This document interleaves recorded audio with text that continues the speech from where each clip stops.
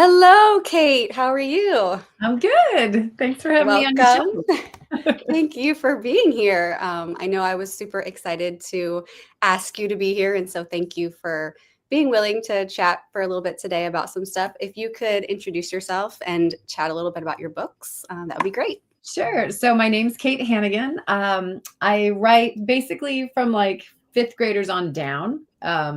Anybody older than that scares me. Just kidding. But I think we're mostly going to talk about my books, Cape Mask and Boots. It's a 3-book series from Simon and Schuster. That's three superhero kids during World War II. So it merges a lot of history and mystery and fantasy. But I love history. So I have nonfiction books too. So I have like 5 nonfiction picture book biographies about interesting people from history. And I have 2 graphic novels that are about World War II and about the Great Chicago Fire. And a historical mystery about the Pinkerton detectives. I live in Chicago, so I love Chicago's just got a wealth of That's fascinating cool. people. So so I've got something about the First Lady Detective, Kate Warren, called The Detective's Assistant. That was tons of fun to research. So That's awesome. I haven't seen that one yet. We have the Great Fire one, and the Cape series in our library. And I work in a 6 through 8 library, so I will say you definitely could, you go up that range go up to 8. for sure. Yes, our students enjoy it as well. Great. But yeah, I haven't heard of that. The last one that you just said, I'll have to check that one out. Thanks. Yeah, it was really fun to research. I went to her grave. It's in Chicago. Oh my goodness. And I would say that book's done the best. It's been optioned for film a couple times. I got to go to Very Johnny cool. Depp's production studio in Oh LA. my gosh. It's done pretty well. It's been fun. But So are they doing it? They're doing a movie or a show or no, it something? kind of fell apart when some Oh, things happened in his life, I think. So, okay. yeah, there's been some interest off and on. So we'll see. I mean, I think detectives, everybody loves detectives. And so the idea, like going to the First Lady and the Yeah. Pinkertons, I mean, they were wackadoodle. So there's a lot of fun material there. Yeah, for sure. Yeah. All right. Well, your Cape Mask Boots series, I'm gonna go back to that, is about superheroes. Would you say that you have a superpower? I do have a superpower. Parallel parking. I'm a city girl. So I lived in San Francisco for a while and had to parallel park in Golden Gate Park every morning in a panic. So I got really good. And then when I moved to Chicago, we don't have a garage. We don't even have a driveway. So I parallel park kind of by feel. I don't need a And camera. that is definitely a superpower. I used to work in Philly, and that was something that we had to do very often, Yeah. and I didn't enjoy it. Yeah. Not fun at all. So my kids and my And husband will defer to me when it's when it's time to get hey, the car in his face. everybody jump out, let mom do it. Yep. Now, do you like to cook? Do I like to cook? I like to cook. I like to cook now. I wasn't always a good cook. In fact, like when you have children, sometimes I don't know if a lot of people are like this, but every day at 5 o'clock, I was always like, "Oh, it's on me. Right. Like, I'm Wait, supposed to feed everybody." who's doing What? this? So, the first book I that published, I wrote many books that didn't get published, but the first book that published is called Cupcake Cousins. It's a 3-book series with Cute. Disney. And it's basically kitchen disasters that were happening to me in real life that I thought, well, if I think this is funny, surely somebody might think this is funny. So yeah, I've had a lot of cooking disasters, but I've come a long way, I think. Do you have one specific cooking disaster that Oh, you always think of when you're like, "Oh my goodness, that was the worst"? I have many, but I think one that most people will relate to is the smoothie, not putting the lid on Oh, tight. And in our last house, there was actually a purple splotch on the ceiling of our kitchen because I was making like a blackberry smoothie. Lid goes off and yeah. memories Yes, forever. yes.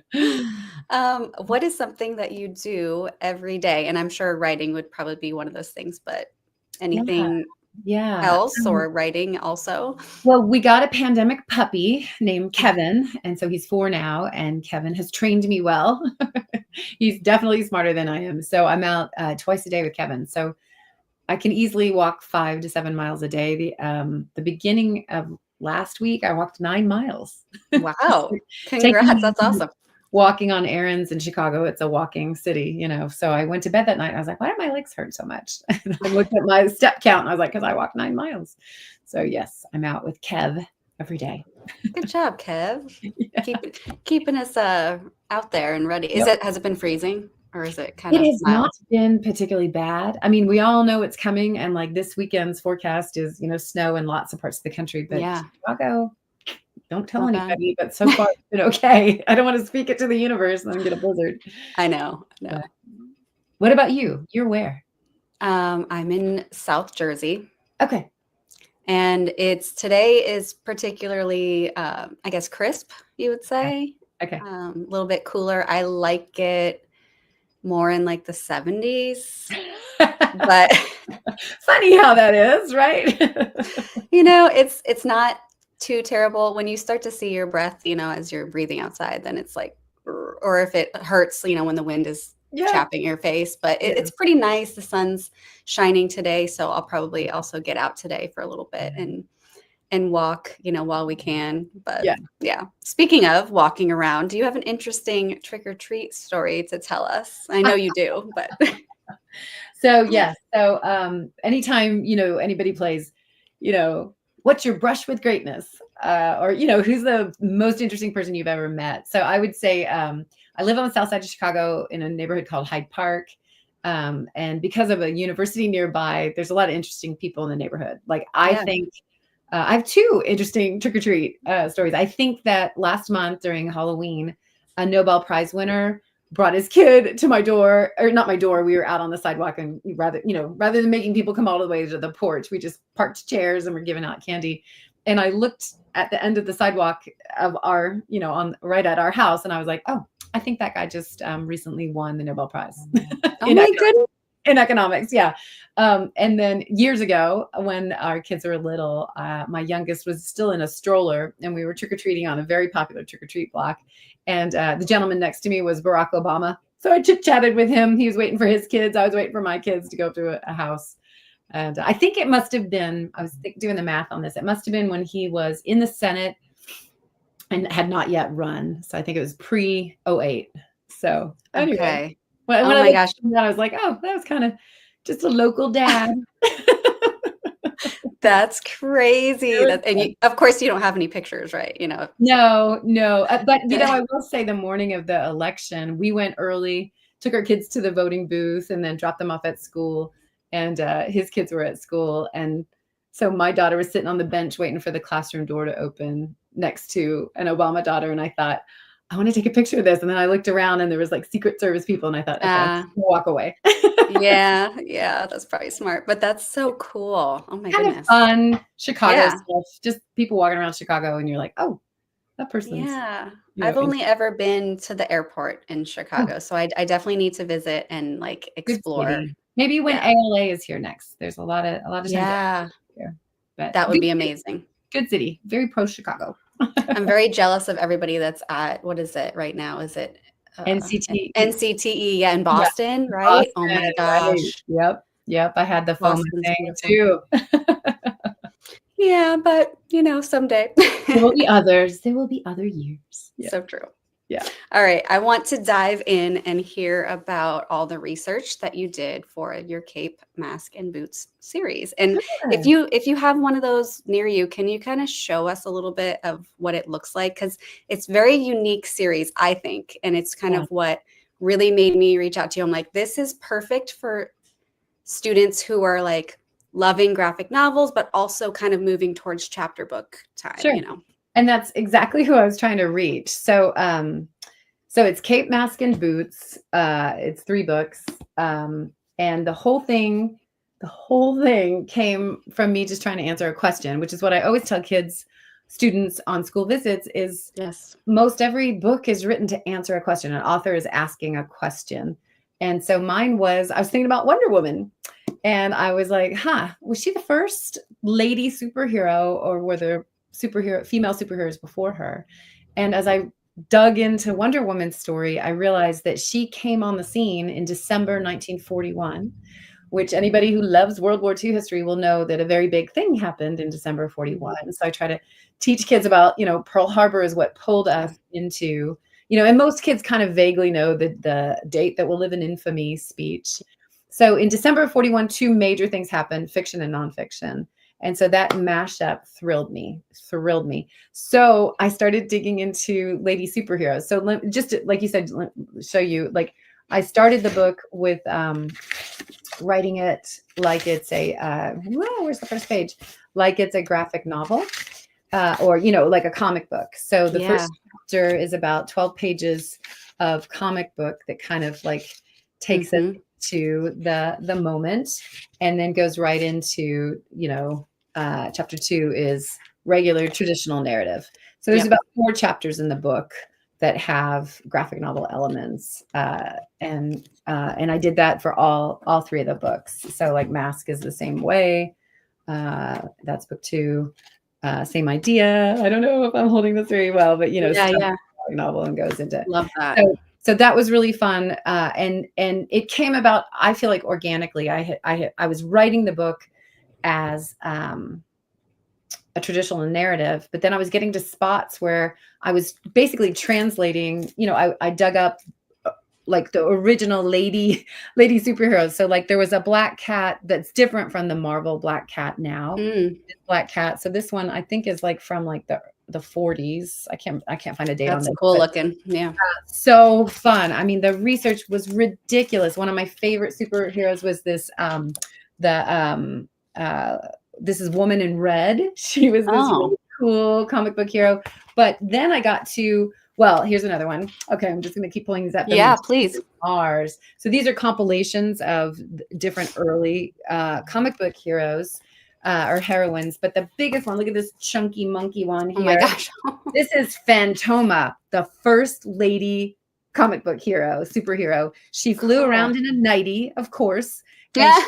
Every power. She had every superpower. So she was fun. So one of the characters in the book, what I decided to do was have my 3 kids. I have these 3 girls who are friends who go through all 3 of the stories together, and they all develop their own different superpowers. But the one common one they have is flying, because I need them to move around together. So they all fly, but they all bring something different to the table. But I wanted them kind of mentored by superheroes. So there's a different main female superhero in each one.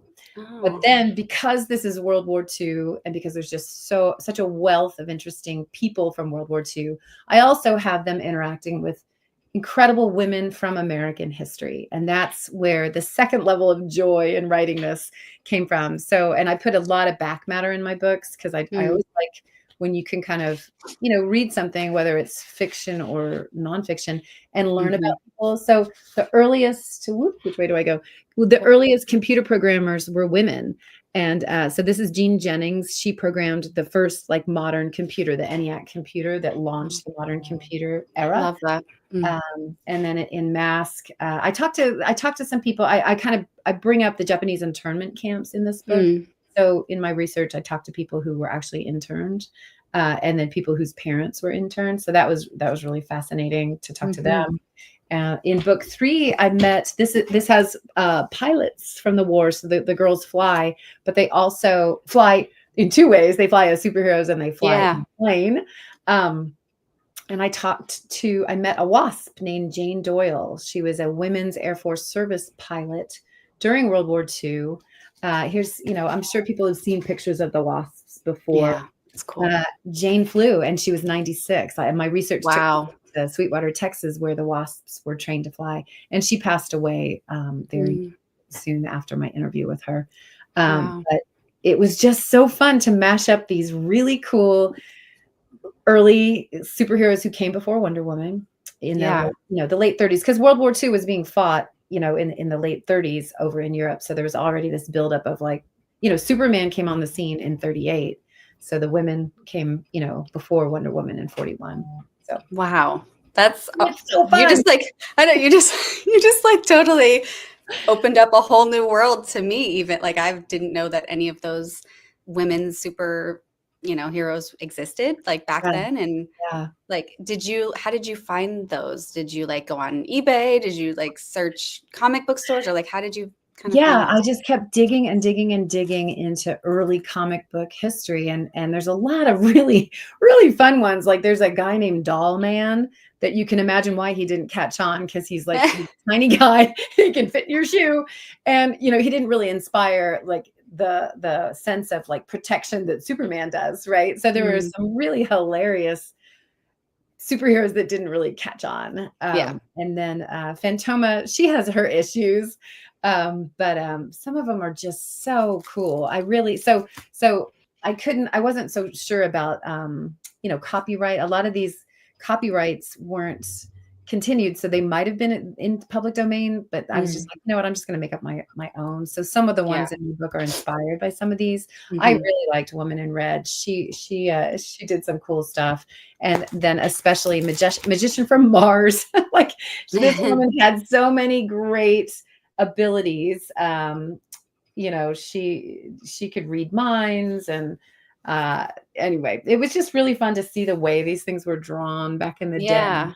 And then to like just make sure girls understand that women were there too. And I think another thing about authors, and I can't obviously speak for all authors, but I do think we write kind of like we write to the 10-year-old we were, or the child we were. And I know that when I was young and consuming books, I wanted to see where the women were. Like, come on, show me Hmm. where are the women. And there weren't always, I couldn't always find them. And so something I always try to do with all my books is say, look, women were here and this is what they were doing. And it might not have been exactly the man's story, but they were there. I love that. And to be able to kind of travel and interview real life heroes like that is so cool.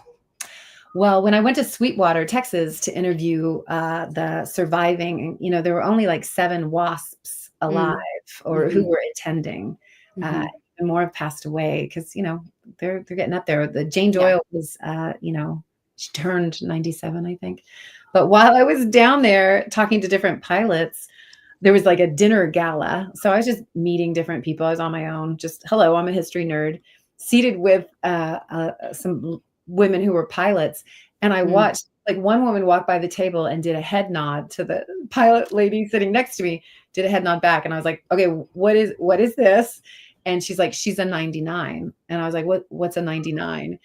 It makes me want to be a pilot. So if you're a 99 out there,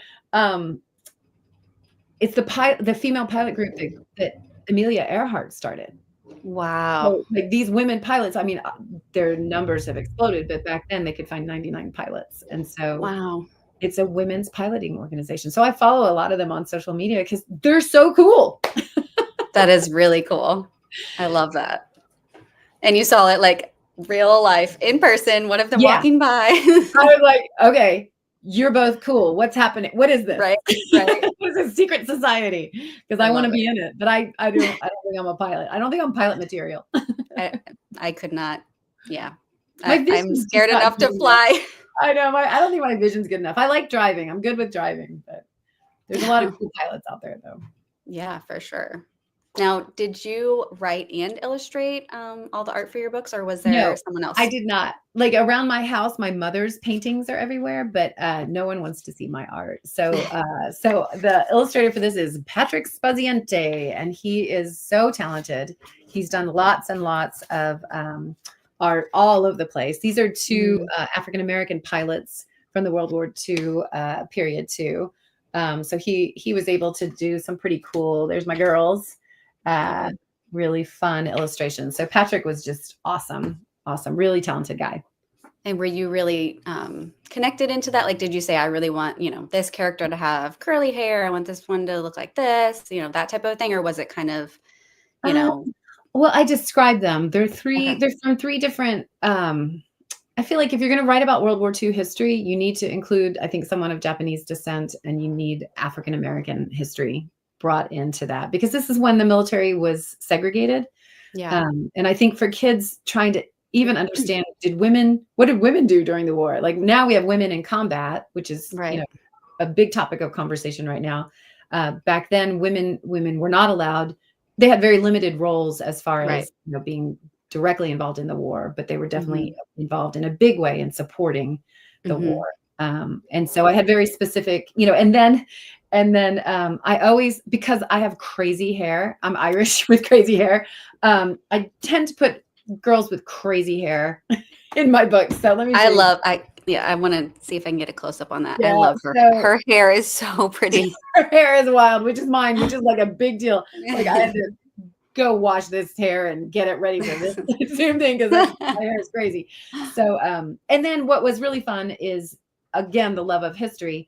I wasn't sure which book I wanted to be first. And so when I was looking into the first programmers of the war, these women, Jean Jennings and Kay McNulty, it turns out Kay McNulty, I'm trying to find their pictures in the back of the book, these women who were the first programmers, because the first modern computer was built toward the end of World War II.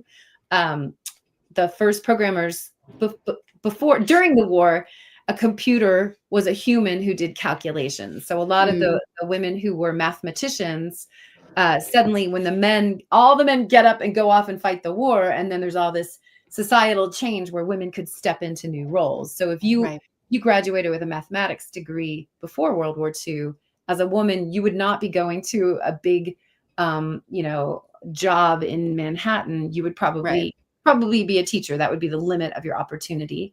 But when the war happened, all these women stepped into these roles. So Kay McNulty was a mathematician. And so I don't know if I can, anyway.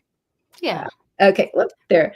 So when I talked to her, it turns out she's Irish and I'm Irish and from Philly and I'm from Philly. So there's I didn't know that. And her first language was not English, it was Irish. And so she's been a decoder her whole life. So I met her kids and everything and interviewed her. So it just was a great symmetry that the person I was putting in the book was Irish. And it just sort of made sense that the main character was kind of interested in her. And then it opens up, but that's then cool.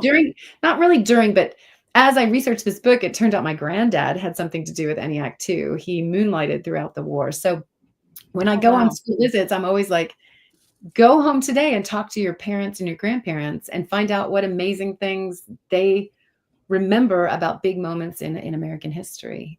Because I think we all have that. I love that piece of advice. That's it's one of my favorite things to ask, like, and it doesn't even have to be someone that I'm related to, but just anybody that is older than me. Just tell me some things about, your life or, special experiences. It's so cool to just like sit and listen and kind of also watch them like kind of go back in time, and it's a nice way to connect. Yeah. I've done a lot of school visits here in November. And I'm always beating that drum of like, talk to the people in your family. And then I'm like, hey, Thanksgiving's coming up. And it's a time when people are all at the table, ask them. It's a great opportunity. Yeah. Better to talk about that than other things that could. The one that I think is really funny is like Gmail just turned 20. I'm like, ask your parents what it was like when they got their Gmail account, like how that changed. I still have my AOL account from a long time. Is that aging me a little bit? Anyway. So I think one of the biggest things that I had to reach out to you because I had seen them before, but I don't see them very often, is the books with pictures and also words, but in like chapter books. And I know there are several other authors that do it, and especially more now. But I had to look it up. I was like, what is this called? And I kind of like posted on Twitter or X, I guess, and Facebook. And I kind of posted a bunch of different places. And I'm like, what do you guys think this is called? And nobody really knew. But I did get a lot of people that were super interested, and they didn't know that there were a lot of books out there like that as well. And the fact that I kind of brought it up as like, for those middle school students, or even could be younger, could be older, that are into graphic novels, because that really is honestly anime, manga, and graphic novel is like the most selected books in our library right now. But there are students that have read all those and they want something different, or they want something a little more. And this is like the perfect transition, I think, to getting into the chapter books. And I know it's such a difference to go from just pictures to automatically just all words. So that I don't know, I just love it. And I think I found that it might be called an illustrated novel. Is that true? I don't know, but I like the Okay. sound of it, like, That's like, immediately you can kind of imagine what that is. Like, it's got not a graphic novel, yeah. but it illustrated, yes, and so it's not like some of the ones that have them layered throughout the chapter, there's illustrations, Right. which I can see the appeal of that because, I'm in a book club with a bunch of grown-ups, and when we pick a book, inevitably somebody goes, "Wait, how many pages is that?" Like, Yeah. we all get intimidated, right? Hmm. So yeah, I feel exactly how you do that. Graphic novels are, I think it's a golden age of graphic novels. I think Hmm. there's fantastic stuff out there. I Hmm. particularly love nonfiction graphic novels because it's such a Hmm. great way for Yeah. such an uptake of information, but made in an interesting, engaging way. Yes. They're the gateway drug to reading, and Yeah. the struggle is real. Like, I don't Hmm. have to tell you, right? That struggle is real. Yep. So, yes, I think I was excited about the potential for this to be something that, Hmm. even as a parent selling a book to somebody, look, there's comic book style Hmm. along with the chunky, but Hmm. I'm even hearing now from librarians that word counts have to come down. Yeah. So on a new project, I am just cutting in half how big my books are, and I'm Yeah. making shorter chapters. And I don't think that's dumbing down. Somebody I did talk to No, said, "Well, I don't think we should dumb down." I don't think it's dumbing down, but I do think it's meeting kids where they are. exactly. Yep. It's exactly true. Now, are you doing more of these, we'll call them illustrated novels, or are you kind of not right now, but maybe someday go back to that? How are you feeling about Kind of that? all things. Like, I have a couple graphic novels that I would like to pitch. I have a couple of these kind of ideas that I'm developing. And then I have a traditional novel that's out right now on submission. So I'm just kind of trying to get all the ideas out of my head out, but I Yeah. don't know. I don't really know where the market is right now. I think there were a lot of books. I think graphic novels maybe got saturated. I think middle grade maybe got saturated. So if the pendulum's swinging over to YA, that's great with me, and I'll continue in my head and in the middle grade realm. I'm very comfortable there. Right. Right. And I don't know much about publishing, so I don't know like how that all works. But as far as like schools, I mean, there's always going to be K through 5. There's always going to be 6 through 8. There's always going to Yeah. be high school, so, and everybody's reading something or like at Yeah. least trying to. Right. So, Right. that's a good thing Yeah. within Yeah. itself. I've also kind of been recommending to kids immersion reading. Have you heard of that So before? what is that? Immersion reading, which is where and I hope I'm saying this right. You listen to the book and you read along. You have the Oh, hard copy in your hand, but you're also listening to the audio as I think well that's a at the great same idea. time. I think And that's a so, because some of the students are like, it's hard to pay attention to just looking at the words sometimes. And I'm like, hey, try immersion reading where you're listening to it, but also it kind of makes you pay attention to looking at the words yeah. as it's reading to you. I love Um, that. so I love that's audiobooks because I have this border collie that takes me out twice a day. I do yeah, a ton of audiobooks because I'm walking like 10 hours a week at least. yeah. That's a novel. Um, Hmm. but I also think, storytelling is storytelling. No shade on saying you read a book that you've listened to as an audiobook. I mean, you've taken in the Exactly. story. And as someone who mispronounces everything, like I love hearing how it's pronounced. I love the oral tradition of Yeah. hearing a story. The Yeah. uptake is there. I was thinking it'd be cool. I don't know if anybody's out there listening to this, but it would be cool if they could make books that kind of have that like it's all together as one. So like the audio part is in there. You know how they have the playaways, Oh but my like gosh. it's like the book, but in the back of the book is like a playaway part. So you're literally getting the book and the playaway together in one. Like that would be Yes. really cool. I don't know if they already have those or not, but I'm trying to find somewhere on my shelf I have Soupy Sales, who was a comedian a zillion years ago, and my family had a record player, and that's how I learned how to read. I would read the book, and Soupy Sales would play, on the record player, and I that's read awesome. along to what I was hearing. Like, it's a Yep. very natural process. Yep. Very cool. All right. Well, I know that we are close to the end of our interview, which is sad because I think I could talk to you all day. Thanks. This is fun. Yeah. But so I know you do school visits, right? And anybody that, like a teacher, librarian, anybody that wants to reach out to you, they can go to your website, Yeah. katehannigan.com. It'll be in our description below as well, and reach out and ask for that. But you do lots of things, but one of them is a writing activity. Can you kind of like explain and show us maybe just a little, Sure. little bit of it? Yeah. So because the graphic novels are so popular, and because I'm in Chicago and I wrote The Great Chicago Fire, and I think it's a unit in the school, learning about schools around third grade, learning about the Great Chicago Fire.